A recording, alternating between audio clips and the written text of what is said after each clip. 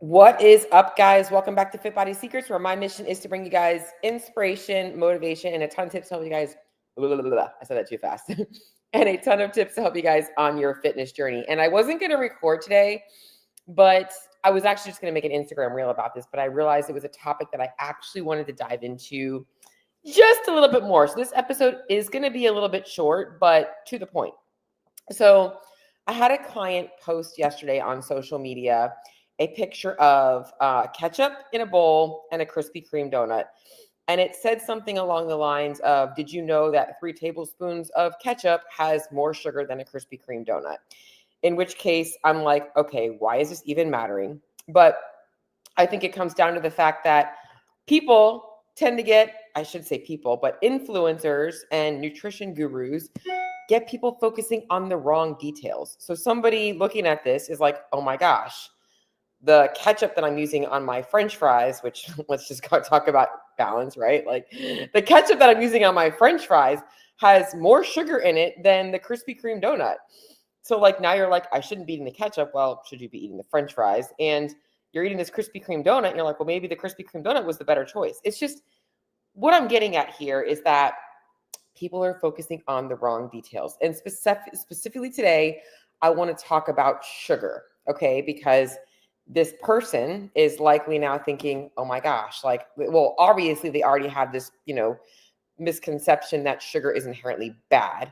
And now they're thinking about ketchup, like, oh my gosh, ketchup is so bad. And I don't even know what they're thinking about the Krispy Kreme donut. Maybe that they should have that inside the ketchup. Like I said, this is where people get people focusing on the wrong details. Why the fuck, excuse my language, is this even relevant? Okay, so let me actually explain a little bit about what you guys have to understand about sugar and talk specifically about this situation. And I'm going to start with that first. Okay. So, yes, a 3 tablespoon serving of ketchup does have 11.8 grams of sugar. I had to look at my notes. Okay. And a Krispy Kreme donut has 10 grams of sugar. So, almost the same amount of sugar in it. However, the 3 tablespoons of ketchup has about 60 calories and nothing but sugar. It's just high fructose corn syrup and a couple of preservatives. The Krispy Kreme donut, on the other hand, has 190 calories and has also 11 grams of fat, primarily from a lot of hydrogenated oils and fats that aren't going to really provide your body any nutrients. So you're getting over double the amount of calories in the Krispy Kreme donut and a lot more trans fats and other fats, right? So let's in reality think about which one of those two situations or which one of those two foods is going to do more harm than good. A little bit of ketchup on whatever you're putting it on. I keep thinking of French fries, which again is why influencers are having you focus on the wrong details, or the Krispy Kreme donut. Not to mention, which one are you more likely to overconsume? I don't see anybody sitting down with a bottle of ketchup and just going to town on it. Whereas that Krispy Kreme donut is going to leave you full for maybe a hot second, and you're either going to want another one or you're going to be hungry 30 minutes later for something else. Okay, so it's going to trigger that response. And so what's really important to understand is what I want you to think about that Krispy Kreme donut as, it's what I would like to consider a hyper palatable food. So going into that, talking about the ketchup versus the Krispy Kreme donut, the hyper palatable food is going to make you crave more hyper palatable food. So eating a Krispy Kreme donut is going to feed that dopamine hit that you're looking for from that, it's not just the sugar, it's the carbs, the fat, the texture, all of that stuff. You're not going to get that from ketchup unless you are putting it on some French fries, on a burger, whatever you're putting your stuff on, dipping your chicken fingers in it, whatever it is, right? So I don't want you guys getting so focused on the sugar. Let's talk about what sugar is. Sugar is energy. Yes. So all of your carbohydrates eventually will get processed and they will eventually become glucose in your bloodstream, which is energy. Okay. So I'm not telling you to go pound packets of sugar right now, but what I want you to understand is that sugar is not inherently a bad thing. Anything in excess can be bad for you, right? So too much fats can be bad for me. Too many calories in general can be bad for me, which is what we're going to talk about. Too much sugar, obviously, is something that could, keep your blood sugar elevated for long periods of time. But people focusing on sugar usually isn't the problem, because in order to consume that amount of sugar to make it harmful, you are going to have to consume a greater amount of calories. And that's where the problem lies. Okay, so I want to start by talking about the big picture here is not looking at the sugar content of your food.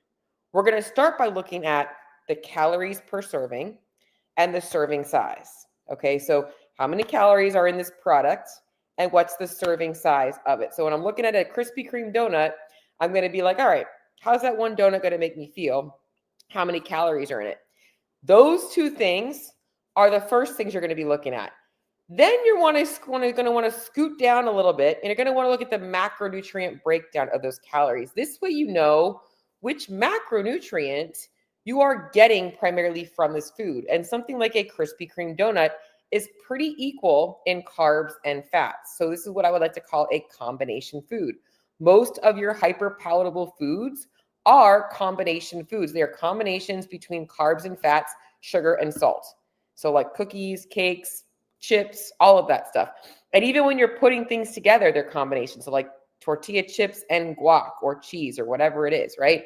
So the overall calories and then the macronutrient breakdown of those calories are the next things. Now, you want to also take a look at the ingredients. So the majority of our diet should be coming from minimally processed whole foods. 80% of your diet should be that way. That means that on an ingredient list, the first 1 to 2 to 3 ingredients should be something that you can find naturally in nature, or it came from nature. So like even things like a grain, like a whole grain is something that grows outside. People don't think about that, but like chicken, vegetables, that should be like the first, second, or third ingredient. Like that should be, those are the ingredients that are going to be the most found in that product. And if it doesn't have a label, even better. Okay, but you're going to want to look at the other stuff that's in there. Like, what are the sources of carbohydrates? Like I mentioned, whole grains, or is it coming from a white flour, which is going to obviously not provide any fiber? Where are your fats coming from? Is it coming from something like coconut oil or olive oil or a nut butter? Or is it coming from, like I mentioned, hydrogenated oils, seed oils, and things like that, where you're getting fats, but you're not getting any nutrients? I'm not demonizing white flour. I'm not demonizing those sugars. Those fat sources, but I'm just saying you're getting macronutrients. And in that ingredient list is where you're figuring out what micronutrients you're getting as well.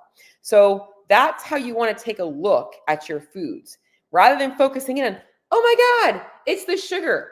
The sugar is not the problem. Okay. You want to be looking at all of those things. And then the last thing is obviously looking at, when you're looking at a source of, a food product that is high in carbohydrates, I always try and make sure that you have a good ratio of fiber. And I'm just coming up with this number off the top of my head based on what I look for. But if there's like 20 grams of carbs, you should be seeing at least 3 grams of fiber in that food per serving. Like that's a good general place. So you have to understand that you want to be reading a food label completely and not isolating that one thing. So that's number 2. Number 1 was making sure that you're looking at the product as a whole in terms of calories, because that's what matters most. And the last thing that I wanted to touch on today, like I said, this is a little bit longer. That's why I did an episode on it and not just a quick Instagram reel, is what is the purpose of the food? Okay, so we don't just eat for fuel. I know, like I'm a big believer, like I said, 80-20. The majority of my diet, I am eating because I want to fuel my body. All right. And every once in a while, I'm going to sprinkle in the Krispy Kreme donut, the crumble cookie, the whatever it is that you crave that maybe does serve a purpose from calories and macros, but isn't very nutrient dense. And that is okay. So maybe today you want the Krispy Kreme donut. Maybe today you're going out and you're having some French fries with some damn ketchup on it. But the goal here is to get you to understand that isolating the sugar is not the problem.